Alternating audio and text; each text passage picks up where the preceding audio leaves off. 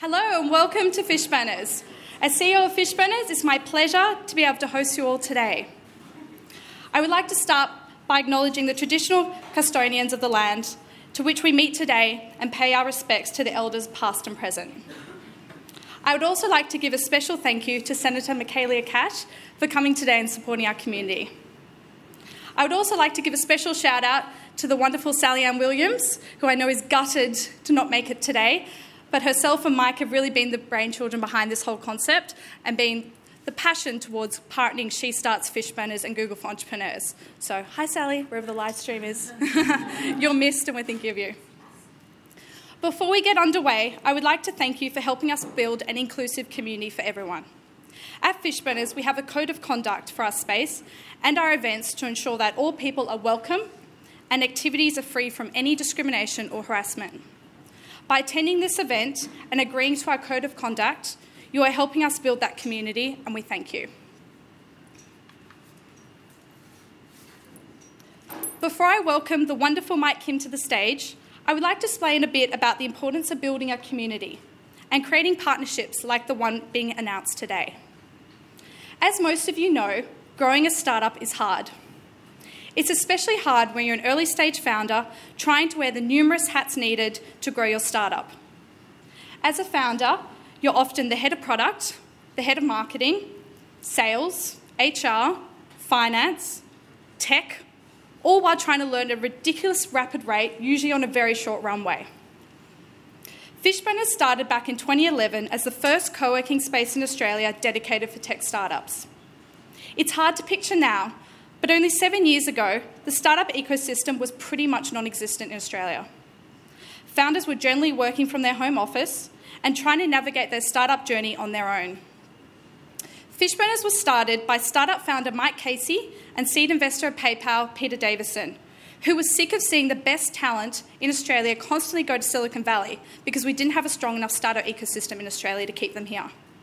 They started Fishburners as they understood the struggles startups went through and wanted to create a community where they could leverage other founders' mistakes, wins, and learnings to fast-track their own successes. They believed such a community would allow founders to learn quicker and do more with less. Like any founder, they MVP'd the concept, I should say. Fishburners itself was completely community-run for the first 6 months. Members were taking the rubbish out, doing the bookkeeping, volunteering their time to mentor, run workshops, listen to pitches, and do whatever was needed to keep the lights on. It's through their efforts and extreme determination to change the startup ecosystem that magic happened. Word spread, and within 6 months, the one-floor warehouse space was full. They then needed some help, and so I was hired at that first 6 months point as the first employee. I couldn't believe my eyes. Here was a community that was completely member-run, and every member was there to help another burner out. It's through those efforts by the early members that the community DNA was created, and we have since passed this on member to member to allow for the world-famous community you see today. Today, Fishburners accommodates close to 1,000 members through our spaces in Sydney, Brisbane, and Shanghai. And by joining Fishburners, you get told the exact same story I just told today, and the need to give back to get back. To us, community is bringing together of like-minded individuals to achieve a common outcome. Although the community is much member-driven, its success has been enhanced through the partnerships we have joined. These partners have come together to join the same mission, to help startups grow. A very large and important part of our community is our Google for Entrepreneurs family. As an early supporter of Fishburners 5 years ago, Google for Entrepreneurs has enhanced our community and give Fishburners the opportunity to extend our community to a global reach. Through the partnerships, our members have been given amazing opportunities, such as attending investor demo days, Silicon Valley boot camps, campus exchanges, and other initiatives focused on connecting burners with founders all around the world. We have also seen over 250 startups being mentored by over 120 Googlers who have given up over 300 hours of their time. As well as supporting the growth of our members, Google for Entrepreneurs has supported Fishburners in championing change in the wider startup ecosystem by supporting programs and initiatives focused on removing the barriers to start a startup. This includes running one of the first female founder hackathons, running industry roundtables, which has sparked the creation of many new diversity-focused initiatives you see today, and joining our mission to increase the female founder average at Fishburners from 2% to almost 25%. Google for Entrepreneurs has assisted also in the creation of our event space in Ultimo and now in the Sydney Startup Hub, which has supported over 5,000 events and 40,000 people who have sought help to start and grow their startup. 7 years since opening, Fishburners has supported over 1,500 startups, including some well-known Australian successes such as Koala Mattresses, Hyperana, Tiny Beans, Go Catch, and one of our panellists today, Tidy Me. We are, however, not done yet. Fishburners' mission is to enable more Australian success stories. With the support of our 650 members, 5,000 alumni, and incredible partners such as Google for Entrepreneurs, we will continue to increase the opportunities for startup founders to start, grow, fail, and start again. Today is a wonderful day, as we'll be expanding our community and welcoming a very special organisation to the Google for Entrepreneurs family, SheStarts. It's with great pleasure that I now welcome the wonderful Mike Kim to the stage to formally announce the partnership. Thank you.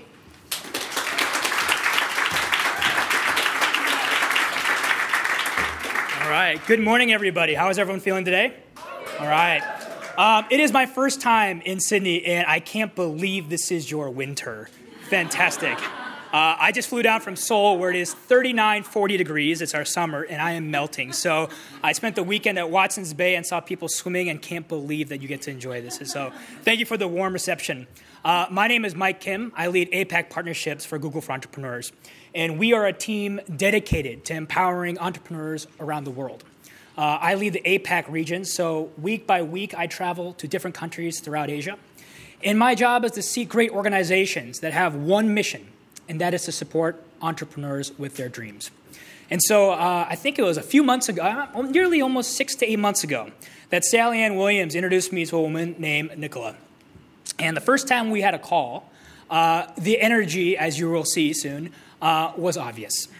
And what I loved the most was that she never spoke about SheStarts. She spoke about the importance of supporting female-led startups and women all over Australia. She was an advocate of not just this ecosystem, but ensuring that women all over the world had the opportunity to succeed.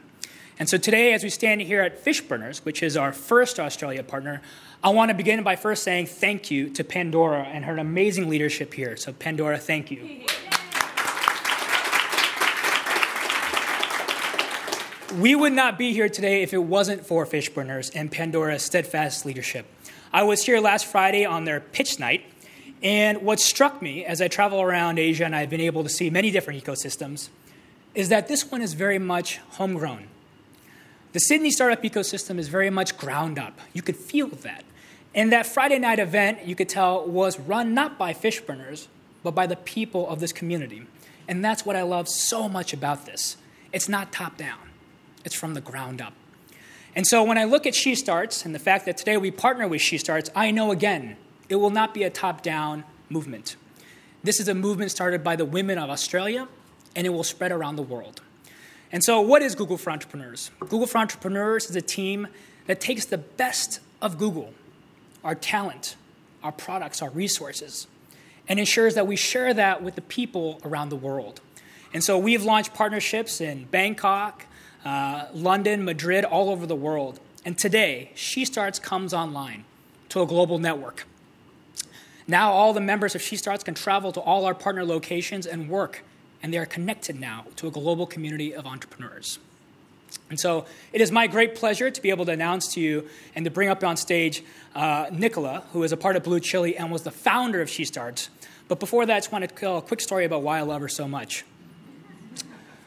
There is a line that I love, and that is that everyone needs a chance and a champion. And many times finding that chance is very difficult. But when you have that chance, you also need someone who fights for you and who advocates for you. And Nicola is one of the most selfless people I've ever met in my life. And like I said from the beginning, she has always been an advocate not just for the women of Australia, but for the women of the world. She has always talked about the fact that she wanted to bring Google for Entrepreneurs to Sydney because she believes her program can support women around the world. I don't think I need to tell this audience, but it is a fact. The world is better, the world is stronger, and we have a much healthier, I think, brighter future when we have more female leaders. It is my honor to bring on one of those female leaders, and please help me welcome Nicola to the stage.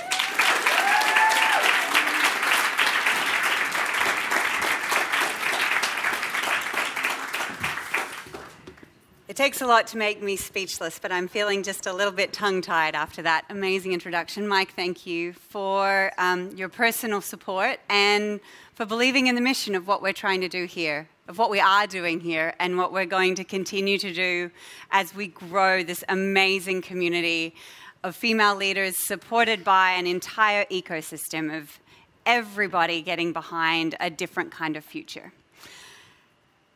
I'd like to start by thanking the Minister for joining us today and for being here to support women who are starting companies that are going to change our economy and are going to change our world. It is a great honour to have you here, so thank you very much for joining us.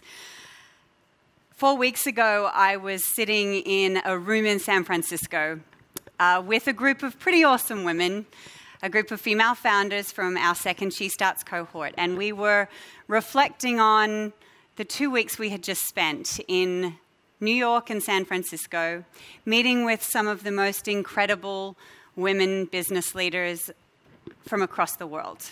We were meeting with investors. We were going into the home of the world of startups. We were spending time with our friends at Google in Mountain View, hearing from people who had created things like, Google Photos, things that we might be vaguely familiar with, companies that had brands that resonated in our everyday life somehow. And we'd seen things that are huge, that had changed the world that we lived in, that had tapped into the potential of technology to rethink the way that we live our lives today. But as I sat in that room reflecting with the founders in our current cohort who are just 6 months in to turning their ideas for changing the world into a reality, there were 2 things that I was reflecting on. First of all, the generosity of an ecosystem, the generosity of all of the individuals, not the companies, but the individuals within them who said, please come in, introduce your founders to us, and let us see how we can help them. But the second thing that I was really reflecting on was the fact that back here in Australia, we're building it right from day one. We're standing here at Fishburners, led by the incredible Pandora. What an amazing female CEO and a trailblazer for so many of us. And we're standing in a community that has said, let's get it right. This isn't a community that just needs to look like one version of what a startup founder is. We can actually create an economy from these homes, from these spaces, let alone from programs like SheStarts at Blue Chili. But we can create this space in a way that taps into all of the talent and ideas and potential that exists out there in our community, that rises it up and brings it in. So you don't have to say, I am a startup founder, or I am in tech, or I am looking for venture capital to start a business that's going to change the world with technology. You don't have to identify with the buzzwords or think that you look like the next Mark Zuckerberg. We don't need a next anything. We need a new something. And all of the amazing women who I come into contact with every day through my work and that we've seen come in and put their hand up for the SheStarts program are examples of that new something. And what they're creating is not just great companies, but they're creating a whole new way of thinking about the way we build our future. There are some pretty amazing people in the room today who have brought this idea to life in SheStarts. We are now 2 years down the track, 2 cohorts of incredible founders down the track, and their companies are already out there changing the world. You're going to hear from a few of them this morning while we're sitting here on the panel. But each and every one of them is part of something much bigger than themselves, and that's quite an honor in life, to be part of something that is bigger than you are as an individual. They're part of a new type of community that we're building and that they're coming into. So I would love it if all of the women of SheStarts could just quickly stand up, because I know they've flown in from around the country today, and just identify yourselves for just a moment so you can see them all.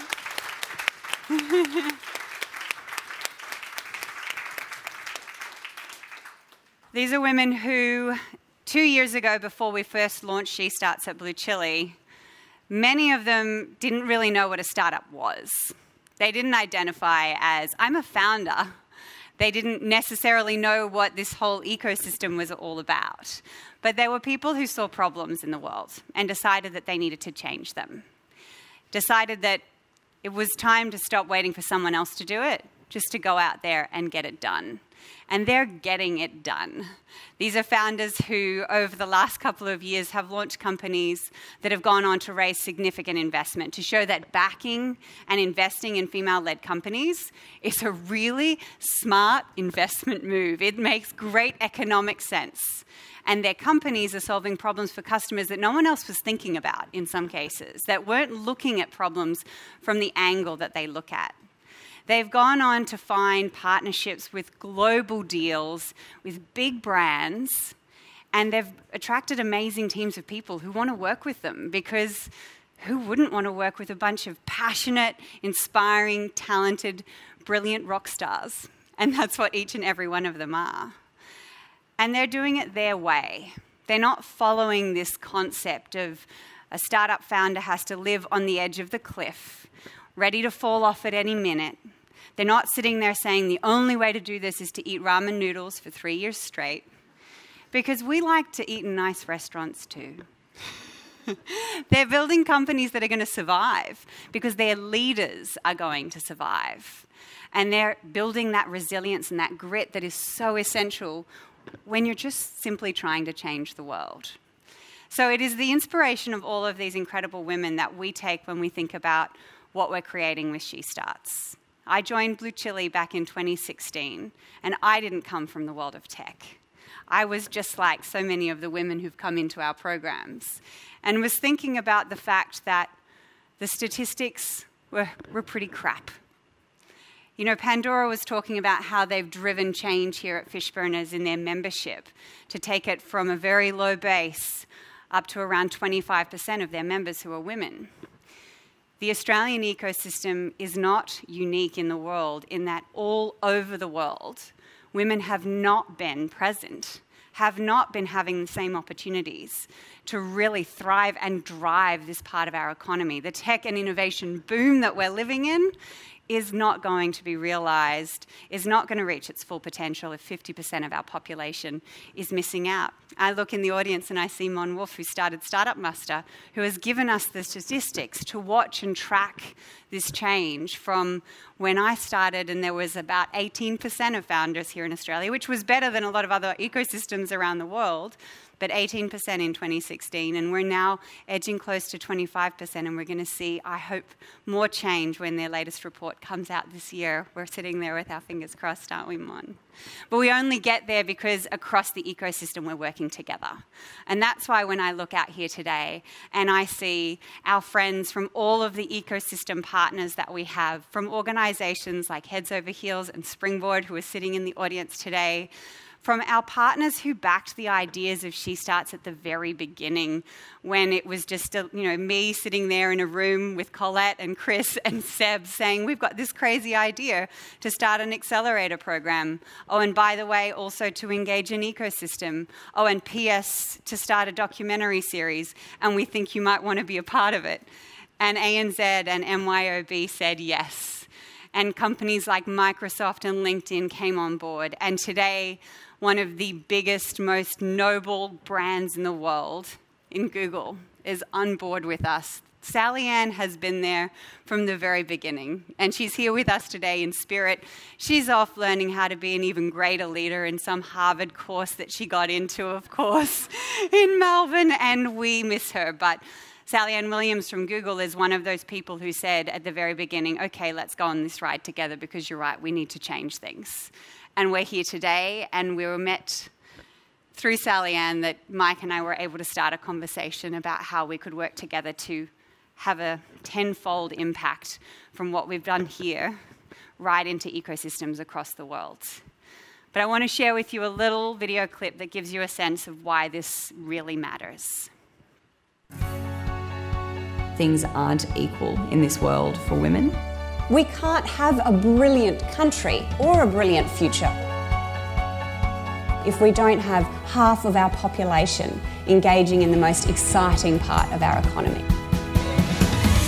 It's a really important time to teach young girls that they can have a future in these really exciting, dynamic industries. There is no difference in creativity between boys and girls when they start out. We socialise it out of them.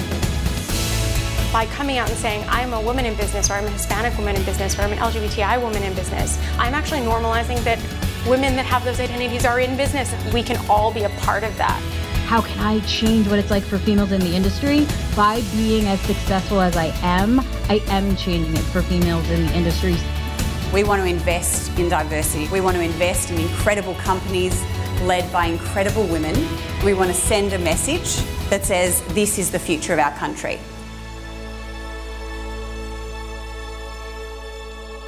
It's a pretty great future when I look around a room here today, and it's a pretty great future when I think about the potential that we have together to really start to see change flow through for women right around the world. What we do here in Australia is being watched by millions of people around the world.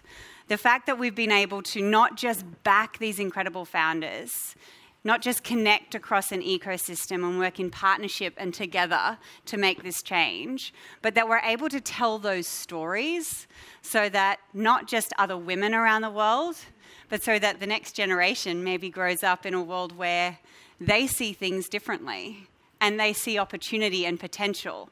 That's what we're going to do. We're already on that track. And with the support of Google for Entrepreneurs, we're going to take those stories into ecosystems, cities, towns, homes, all over the world. Technology makes it possible for us to connect, for us to tell stories in ways that we haven't told before, but also to simply make it possible to think differently about how big an impact you might be able to make. That one idea here in Sydney, one idea in Wagga, one idea in Melbourne or Hobart or Adelaide or Brisbane or Cape York, that idea actually could have a trickle-on effect to people all over the world because we can create scalable change. That's what excites me, the idea that we can scale social change. And that's why I'm so excited to be here with all of you and to have the support for Google for Entrepreneurs as we go on to do this around the world. We also have to do it, though, at every level of the pipeline. So it's not just a startup ecosystem. It's not just the big tech companies and the big corporates. To create this kind of change, to shift these statistics, we need the support of government. And I am so very pleased that the SheStarts program has had that support, that through the federal government's incubator support program and the minister's support, we've been able to think deeper about how we take these stories to more people, about how we connect our founders into international opportunities and ensure that their companies do make it in those new markets, that these leaders do become the leaders of the future for us all over the world, that they're Australian success stories, that they're global success stories. And it is now my absolute pleasure on that note to invite the Minister to address us, and thank you for joining us today.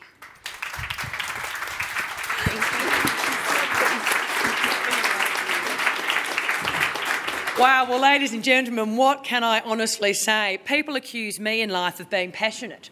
I really think they need to walk into this room and listen to Nicola and Kim and everybody else that you are going to be hearing from today, and then you'll really get an understanding of what passion is. You get to do some pretty amazing things as a minister, but I have to say, walking into this room today, Nicola, feeling the buzz, but more than that, having people come up to me and saying, Michaelia, can I just tell you about my idea that I've managed to now translate into a commercial product? Can I tell you, that says to me, government is investing in the right place. Annie from Talkie Play came up to me. You're going to hear from Annie later on this morning. just to tell me about Talkie Play and to show it to me. And I won't steal your thunder, Annie, but I have to say, once you've heard about it, believe me, you'll ask the same question that I asked, which is this: where can I buy it? I have an 18-month-old nephew and I need it. I mean, that is the type of ideas that we are here in this room celebrating today. I just do want to, though, quickly make some special acknowledgements, and the first is obviously to Nicola. Wow, what an outstanding leader. That speech was sensational. It was inspirational. And we cannot thank you enough, Nicola, for being the champion that you are. Thank you very much.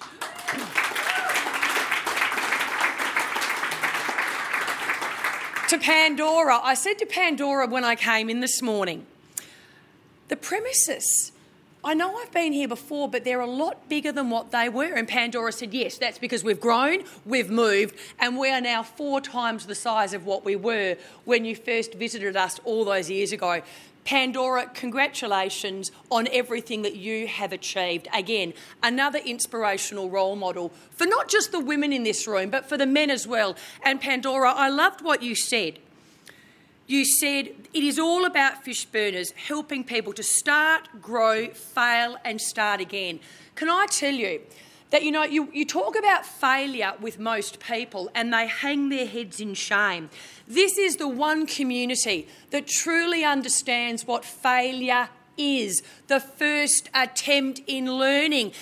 And often in life you have to fail in order to succeed. So those words I could not agree with more. And again, congratulations on what you've achieved.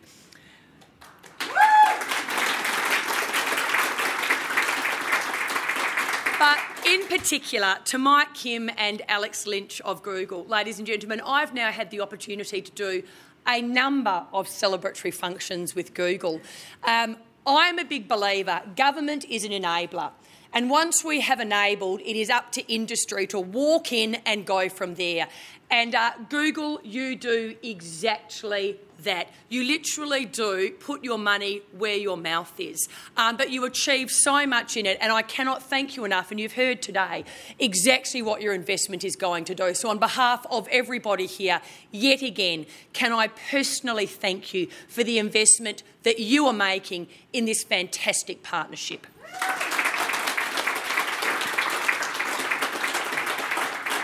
And obviously, you know, to our fantastic alumni, wow.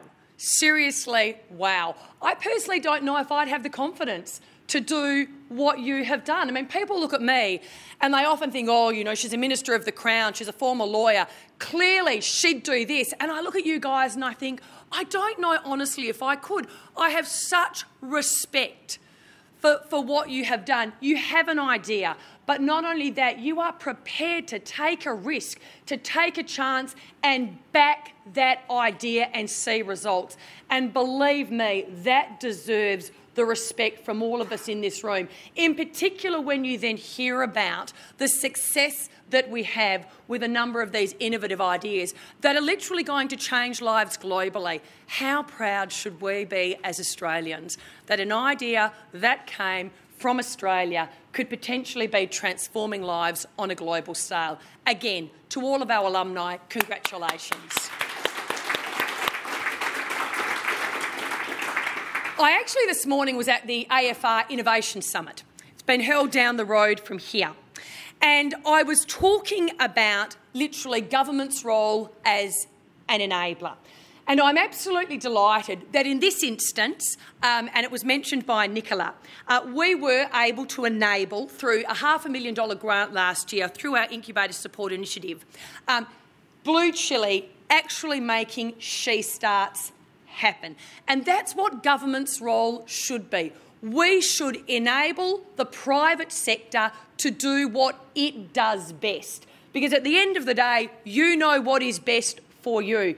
The last thing you want is government telling you what is best for you. So through this grant by government, what we are now celebrating today is a partnership a partnership between SheStarts, of course, and Google for Entrepreneurs. And Google, congratulations again. You are providing ongoing annual funding that is now really going to bed down the collaboration that is going to see the fantastic tech-savvy women that we have, not just in this room today, but across Australia, as Nicola has said, on their way to start-up leadership. And the wonderful thing about being a start-up is just what Nicola said. It doesn't matter where your idea comes from. It doesn't have to come from the CBD of one of our fantastic states or territories. It can come from anywhere. It's what you are able to then do with that idea and the backing that you then have, which will ultimately determine whether or not you're going to be successful. And this partnership, this collaboration between Google for Entrepreneurs and SheStarts will do exactly that. And Nicola, I have to congratulate you because I am told that the team at Blue Chili has helped to grow the startups in your portfolio to over $500 million in value in that very short space of time. That just does not happen, ladies and gentlemen, you know that. That only happens because of the passion and the commitment of people like Nicola and the Blue Chili environment. So again, thank you so much for doing that. Just in terms of some statistics, because both Kim and Nicola have actually mentioned statistics today about why we are here and why Google is making the investment that it is making. I just want to share with you some more detail around those statistics.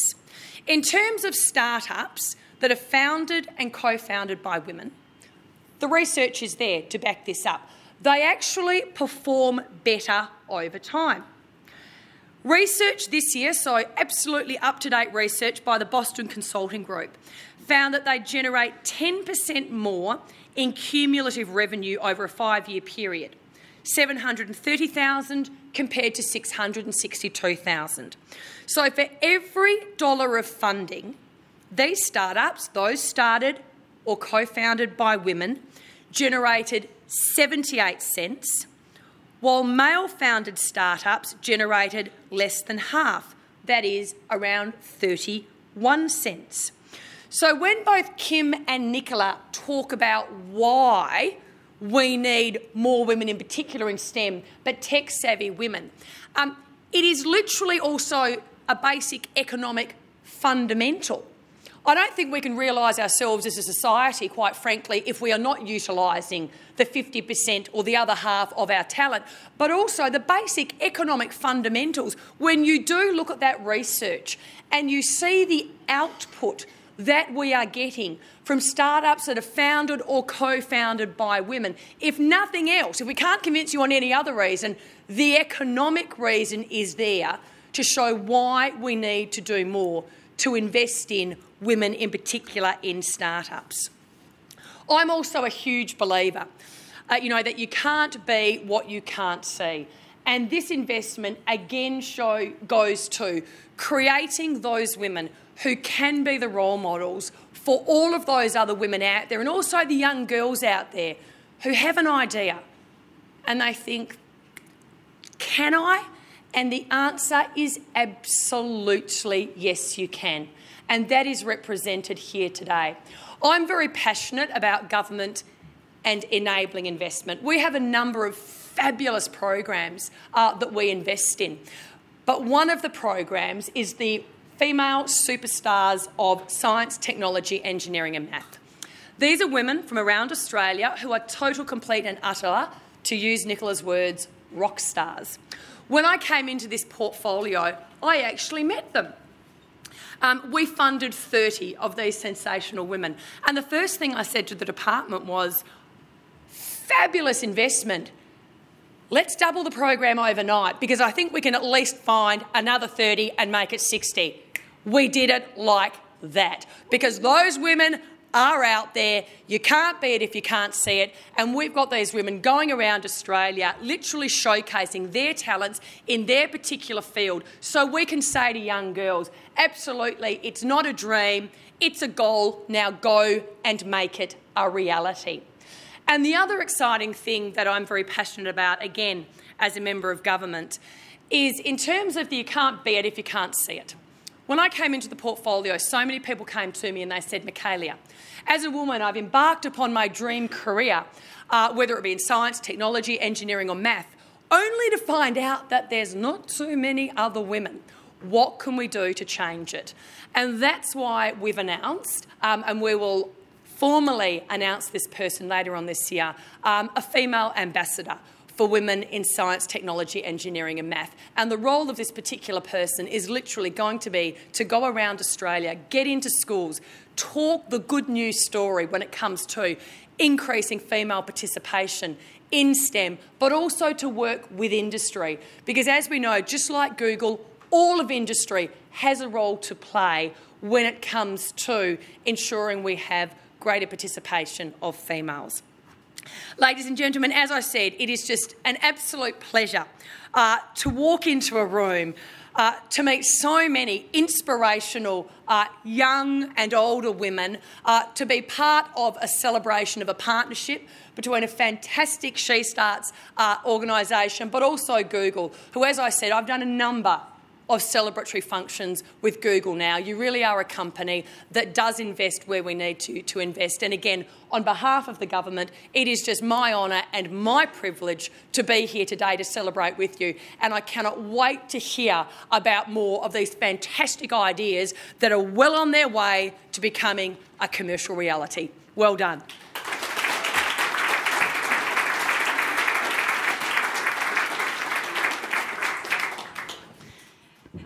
Thank you so much, Minister. It's pretty engaging, isn't it, when we can sit here in an audience and hear the kind of energy that flows into this space. It's very exciting for us to think about the potential of what we can do when we're all working together. Collaboration really is the key. It sounds like a buzzword that gets used all the time, but I see it every day. It's what makes things possible. So together we are definitely going to be stronger. So thank you very much for joining us.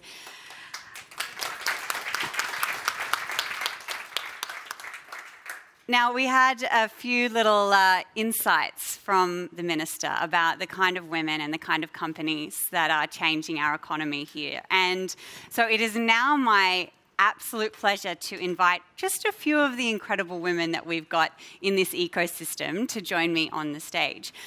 First of all, I would like to introduce you all to a woman named Jessica Christensen-Franks. Now, Jess is the CEO and co-founder of a company called Neighbourlytics. And Jess, if you wouldn't mind coming and joining us, Jess and I met when she and her co-founder, Lucinda, applied for the very first cohort, the inaugural cohort of SheStarts in 2016. And she arrived at Blue Chili for our first boot camp, ready to come into this world of startups, a complete tech novice, self-described, somebody who really didn't know what a startup was supposed to be. Today, she sits on this stage as the leader of a company that has been named one of the most exciting, innovative players in the prop tech space in Australia and indeed around the world today. She has built a company that is doing something new, something truly innovative, using social data, analytics, to better understand, plan and create the cities and neighbourhoods of the future. She has brought her years of experience in urban design, in community engagement, in architecture, into the world of tech startups and is turning all of us upside down. And I think things look better upside down right now. So welcome, Jess, to the stage. Now I would like to introduce you to Dr. Annie Macaulay. Annie is the founder and CEO of Talkie Play, which you got a little bit of a preview of from the Minister. Thank you. It was excellent preview. She'll be very grateful, I'm sure, because you pitched her business very well. So Annie is someone who, like Jess, didn't come from the world of tech. A medical researcher, PhD, and before that, an elite athlete. Somebody who was clearly quite a high achiever in life, let's admit it. On her worst days, even.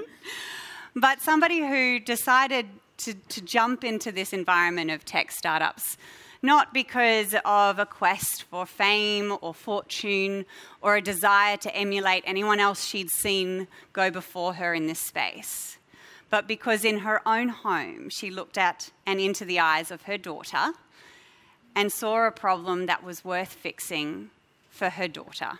Somebody who decided that if she could fix it for Grace, she could fix it for children all over the world, and that through technology, she would be able to create talking houses, which we might get a little bit of a preview from Annie on the panel a little bit later.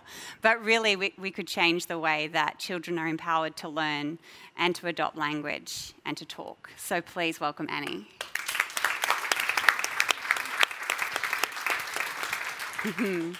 Next, I would like to introduce you to Danielle Owen Whitford, the CEO and founder of Pioneera, who is also in our current cohort of SheStarts. Now, Danielle and Annie are only 6 months into this wild ride that we call startups. So, Jess is 18 months down the track. It's easy now, right, Jess? But for Danielle and Annie, they're still discovering it.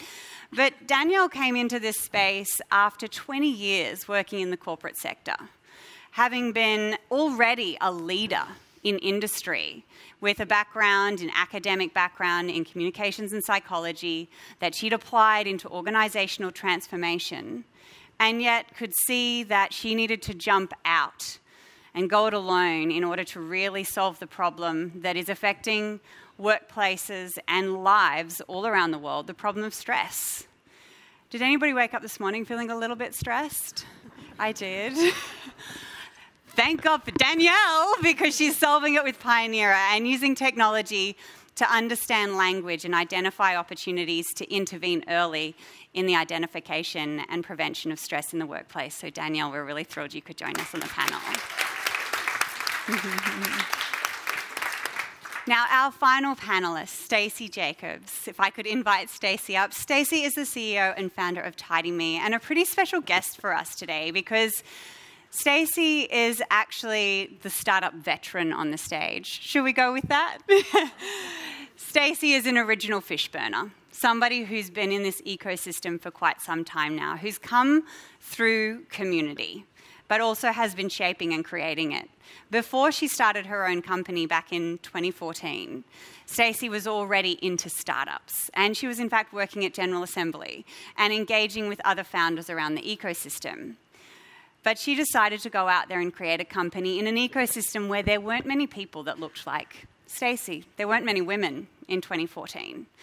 And this morning, we're going to have the opportunity to understand how this ecosystem is changing, how the collective efforts of all of our organisations working together, and of individuals who have gone on to succeed, to greatly raise investment, to build out their customers, to build their companies, the way that Stacy has with Tidy Me, is actually changing it for everybody else and for every other founder who has followed in your footsteps, Stacy. So thank you for joining us and to sharing that this morning. Now the pregnant lady's going to sit down for a bit. And I would love to start with a little bit of a conversation about community, because, that's why we're all here today. We're here to grow a community, to be part of a community, and to celebrate this community. As founders coming into an ecosystem when you weren't really sure what it meant to even be a founder or what this ecosystem even was, Jess, how important has community been to you? Well, I like to hide the fact that I didn't know what a startup was when we applied for SheStarts, but thanks for introducing me to that. No, it's been completely, the community has been the thing that's made this work, right? So my co-founder and I, Lucinda, are from the property sector. We'd run a not-for-profit in that space for a number of years, and we were the lone crazy people on the fringe of the property sector advocating for change, and everyone else is like, what are they doing? This is too fringe for the industry, and we really believed in a different way of city making and putting humans at the centre of it and focusing on inclusion and equity as a central pillar of property. Not that many people are doing that in property, and we were the crazy ones on the edge. And now that we're in startup land, everyone's crazy. Everyone's trying to intentionally but that's good, right? That's what we're supposed to be.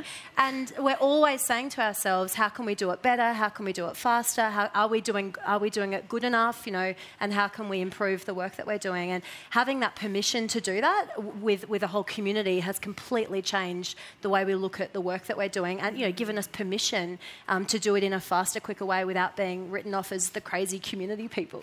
Stay crazy. Annie, for you, you've come from a very different environment in an academic research field and into the startup ecosystem. I remember when I first met you and we were doing a walk around the harbour at the start of boot camp last year, and you said to me, of all the questions you could have asked me when you were preparing to pitch and try and get into the Accelerator, the question you asked me was, so how do I be a startup founder? Yeah, I remember that. I feel like I knew that I could do it. I knew I could do the tech. I knew I could build the business. But doing it as a startup founder, that I didn't know. And I looked around and saw a whole lot of people being startup founders, and I didn't see myself. I really worried what did I look like in that? And, what I learnt was I do fit. I am a startup founder, and I didn't have to change myself to fit. I had to find my own way and to find the ecosystem around me to make it work. So if that means bringing my kids into the office and pitching with a toddler on my hip, so be it. That's the way I do it. And the same, with going into Pause Fest, into a big conference, taking Grace with me, shaking things up. It's actually really fun. And I've had a lot of fun doing it, but it has taken me a while to work out who I am in this space. One of the things that I wanted to build on that's been really important for me is about finding that network of community around me and knowing that the people around me support me doing this, and that I know that as they grow, I grow. That we all increase our networks, we increase who we are as individuals and for our company when we support the people around us. And that's what community means to me. And I've changed a lot since then. I'm definitely a startup founder now. Absolutely. We'll have that walk again. Yeah, let's do that walk again. Yeah, Danielle, you came from a really well-established environment, right, where there are a whole lot of social norms involved in the corporate sector, but where you've got infrastructure and a whole way of working, people are still falling apart. I mean, the crux of Pioneer is about how do you create support for people? How do you stop things from falling apart? Now for you, as you build that company and at the same time go through the highs and lows of building that company and try to avoid the very problems that you're working on, how important are the people around you? I think they're critical because I'd like to think that I know when I'm getting stressed. I'd like to think that I know what to do for myself, particularly because, as you've said, I've ridden that roller coaster, I've done the burnout, I've done the exhaustion, I've done all of that. But there are still moments when I forget. I'm so caught up in the task, I forget what's going on around me and I forget the impact I'm having on others. And I see that over and over in the corporate space. I see it everywhere, actually, not just in the corporate space. I see it in the startup space. I see it everywhere. I think as human beings, we have such incredible access to information, to technology, to innovation, that we push ourselves so hard to make the most of that opportunity, and we push ourselves really to create the future, which is wonderful, but it comes at a cost sometimes. So how do we balance the wonderful with the cost is what I'm very interested in. And I've had my own personal experience. So my daughter Indy is here today and she's filming me. Hi. And when I got into the SheStarts bootcamp, so I was at a conference, I met Nicola, and I was like, oh my God, this woman's amazing. So I thought I'll apply for SheStarts and got into bootcamp. And 3 days into bootcamp, I was working the way that I always worked before, which was like a maniac. So I was sitting there at the dining table, driving away, and I'm saying to my kids, get their breakfast, get your lunch, blah, blah, blah. And Indy, my daughter, came up and stood right next to me and said, Mum, if you get into the incubator, are you going to work like this again? And I just looked at her and went, oh my God. I shut my laptop because she did for me exactly what I want Pioneer to do for everyone else. She gave me that moment to take a breath and realise what I was doing and just to reset. So one of our key product lines is named after my gorgeous, amazing daughter who had the courage to come up and say that to me at the moment that I needed it. So it's wonderful to have community around you, be it incredible other founders with you, incredible founders from other cohorts who have helped us along the way, great leaders, or people in your life that can just walk up and go, hey, isn't it time to do something different? So I found that incredibly valuable. Yeah. I mean, Stacey, you came out of the fish furnace community as you were building your company. Yeah. And how much do you still connect back into that? Now you're 4 years down the track, right? You've built this great company. You could be anywhere. Yeah. How important is that community to come back to it over time? Yeah, I think initially it was so important for me. I knew the startup community. I'd worked in startups in London and then over in Sydney, started General Assembly. But going into this journey is terrifying, and it's like such an awful roller coaster that you put yourself through, particularly in the early days. So Fish Burners for me then was just the most amazing way to connect with people who were dealing with the same bad stuff every day, or good stuff as well. So there were days, where one of us would celebrate a win and the other one is thinking, oh my gosh, what am I doing with my life? And I think we helped balance each other out a lot, all of the founders at the same time. And now all of those guys are still my best friends, and most people have moved away from Fish Burners as their business has grown. But we still all maintain contact, and we're now at sort of the next phase of raising our Series A and things like that, so we can connect and help each other in that way still. So when you look at community from a macro level then, and you think about this ecosystem and where it's come from to where it is today, what are the things that, particularly for women, you think have changed, and what are the challenges that still exist? Yeah, so I think obviously the work that Pandora and Fish Burners has done to probably, I guess, when I started at Fishies, there were probably about 5 other female founders, I guess. So the work then, and that's also, it's amazing to bring more women into the community, but also to say that men are not scary either. So it's, I've always had a really fantastic experience in technology and in startups, both in London and in Sydney, where it's never felt like an industry that's really exclusive or, excluding people from it. But I think the work that Pandora has done specifically with Fish Burners to try and bring more women into the community, I think also seeing some of the female rising stars of, Melanie from Canva, and looking at like Jen George, and having people who are out there talking about their experience and their journey to be able to say, hey, that's someone I could connect with and learn more from, I think has been really, really helpful. I think the industry, even just startups, female or non-female, in Sydney has evolved a huge amount. Things like having this startup hub, having that geographic density where people can rub shoulders with each other and say, like, I'm working on this, how can you help? Or, supporting each other through that. So I think things like this hub, the investment that's coming through as well, the amount of VC investment that's going into businesses now, and the fact that VCs are now raising from super funds as well. So they're raising bigger amounts, they're investing more, is just helping us improve the community and Accelerator in Australia. I mean, there's certainly a big conversation, right, that has taken place over the last few years about startups and innovation and what it means for our economy, that is coming right across the whole conversation from corporates and government into the startup environment.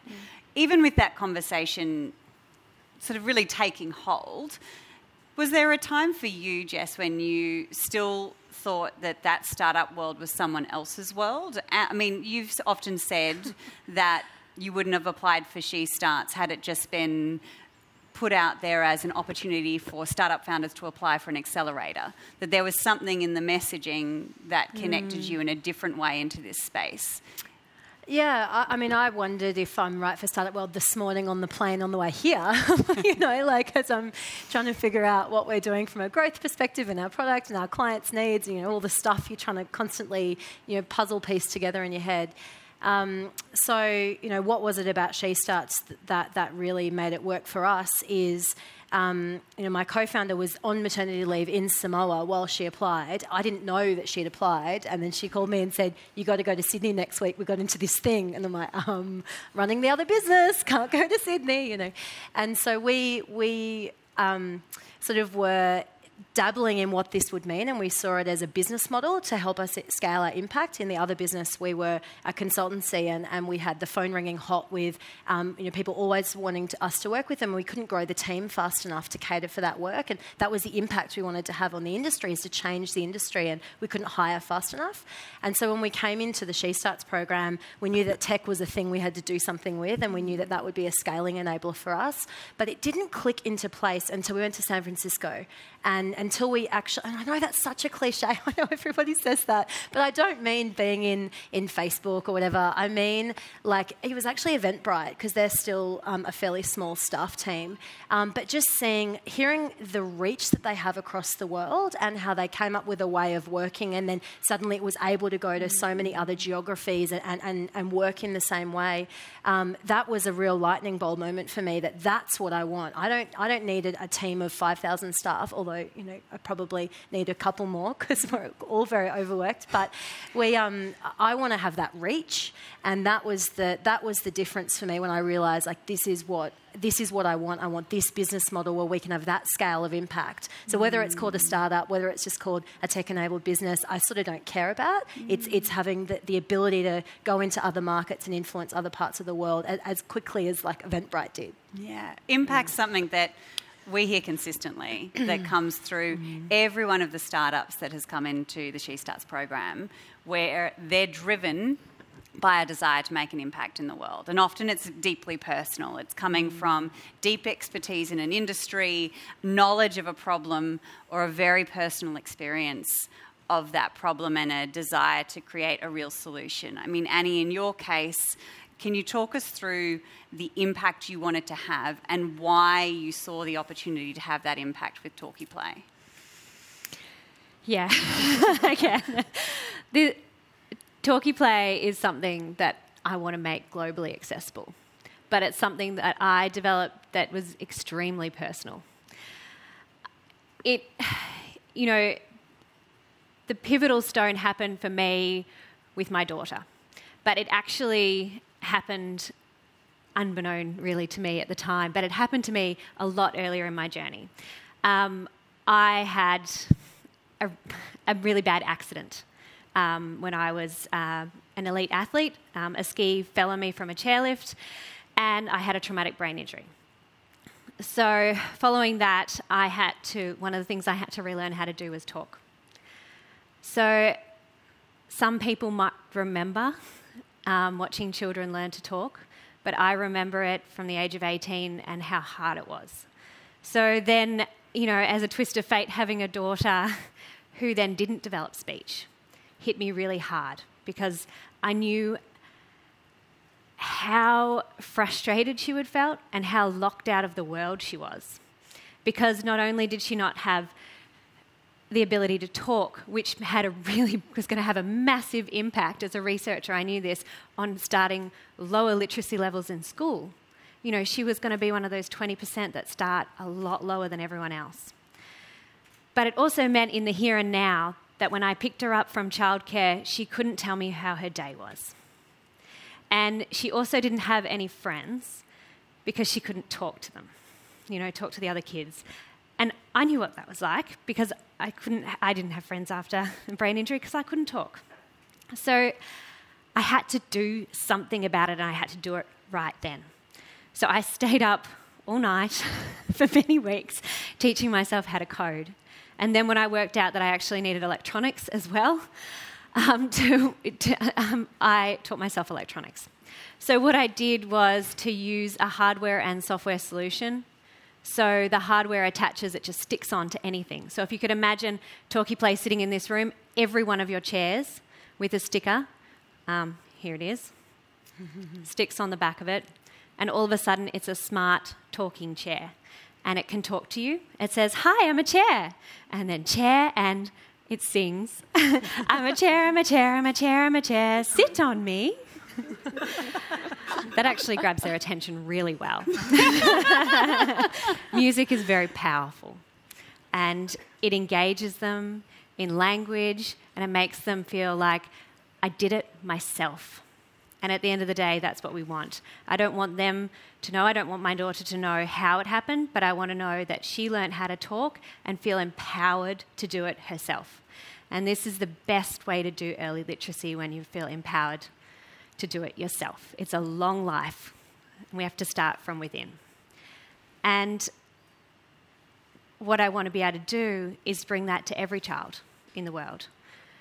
So those that are starting, the 20% that are starting behind everyone else, give them a boost up. And those that want to boost themselves further to learn other languages, they'll be able to do that too. And yeah, I'm going to be able to do that. You're already doing it. I mean, it's pretty phenomenal, right? And I believe Grace is here today, and if you meet her, she's a talker. She's my kind of girl.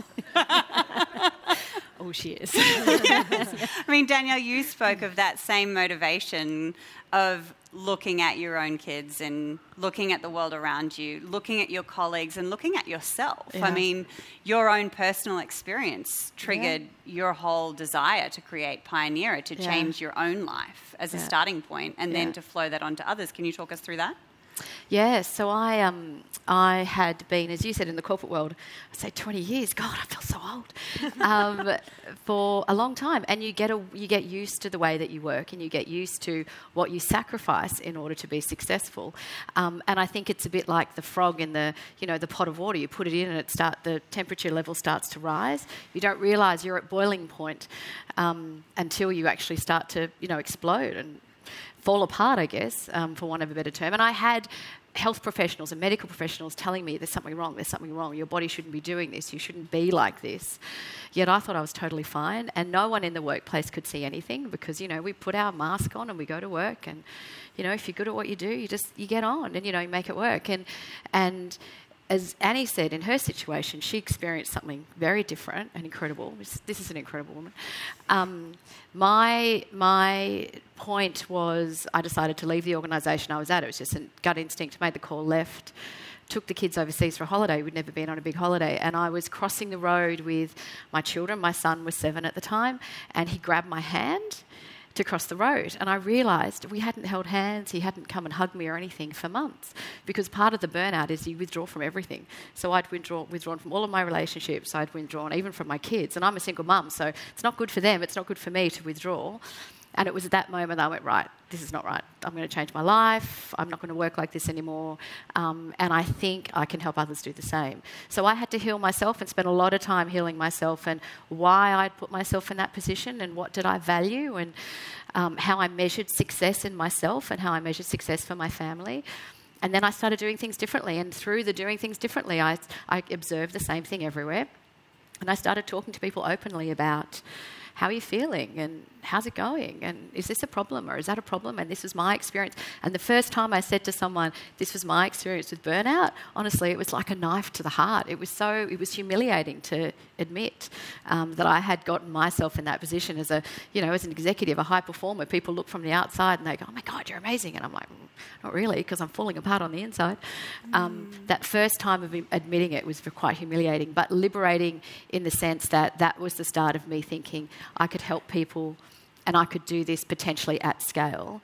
So before people get to the position that I was in and the position that my children were in, living with me in that position, I wasn't a nightmare, I hope. I don't know, you can ask Inti later, she might tell you. Maybe a very different story. That we can intervene early and we can prevent that, because there are ways of doing it differently. I think we just accept that we have to, what's in front of us is the only way of doing it, but there are ways of doing it differently. So that's how I got to this point. I mean, you started attracting the problem as well in a very interpersonal way in consulting. Yeah.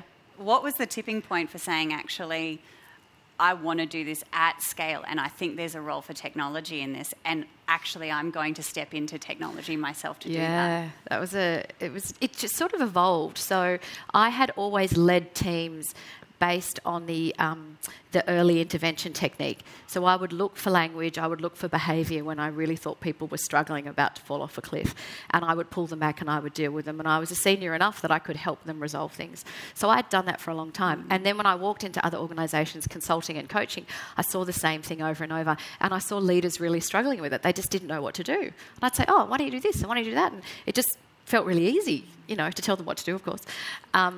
And then I saw that starting to work. And I was reading a book called Bold, and Bold was talking about, from the guys that started Singularity University. And I remember it so clearly, lying on the lounge one Saturday afternoon, reading this book, and all of a sudden I thought, oh my God, if I'm looking for language, then there's technology that looks for language. And maybe we could somehow scale this into actually preventing what is becoming a big problem, not just in terms of stress, but in terms of unconscious bias and everything else that language, it's basically the window to the soul for us. So I started thinking about it, and I started asking questions and talking to people and looking at how I could build technology. And then I went, a very good friend of mine dragged me along to a conference, and there was a woman called Nicola Hazel on the panel at this conference. And she was talking about SheStarts. And you guys talked about being a tech startup founder. Never in a million years considered that. And people had told me, why would you do that? Because that kills your career. Why would you ever do that? You're at your peak earning potential. You're about to go into the stratosphere. A startup will kill your career. So I didn't even consider it. And then Nicola was talking about the SheStarts program and the people in the program who were in their 30s and 40s, who had careers beforehand, who were not tech people, but people that had come from other walks of life, and the way they'd structured the program to support them. And I thought, oh, hang on a sec, maybe this could work. And I had a coffee with Nicola, and Nicola said to me, this will be a game changer for you. And I'm like, okay. And she was right, it's been a total game changer. So I think it was at that point of listening to you, talking to you, meeting Claire and the other guys at Blue Chili that I thought, these are my peeps, I can work with these guys. Yeah. I can do this. I don't need to be on my own trying to do this. I can do this with these people. So that was the point of going, all right, I'm in.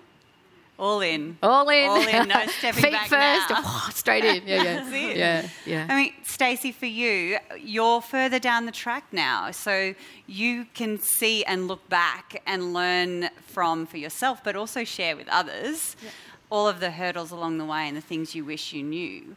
When you think about where you've reached and you've managed to attract significant venture backing very early on in the business from Airtree Ventures, a big VC firm here, which was also called out at the time as quite unique to attract a big check from a VC when you're that early stage. Yeah.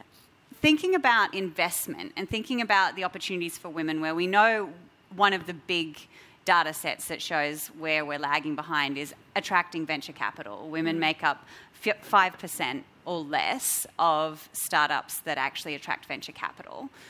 What was it like for you being one of those very small percentages? And now when you think about where you are today, how that has enabled you to scale that impact? Yeah. Well, definitely, I think initially getting the Airtree investment very early on, it was, fantastic and really validating for the first 6 months work. We then raised capital after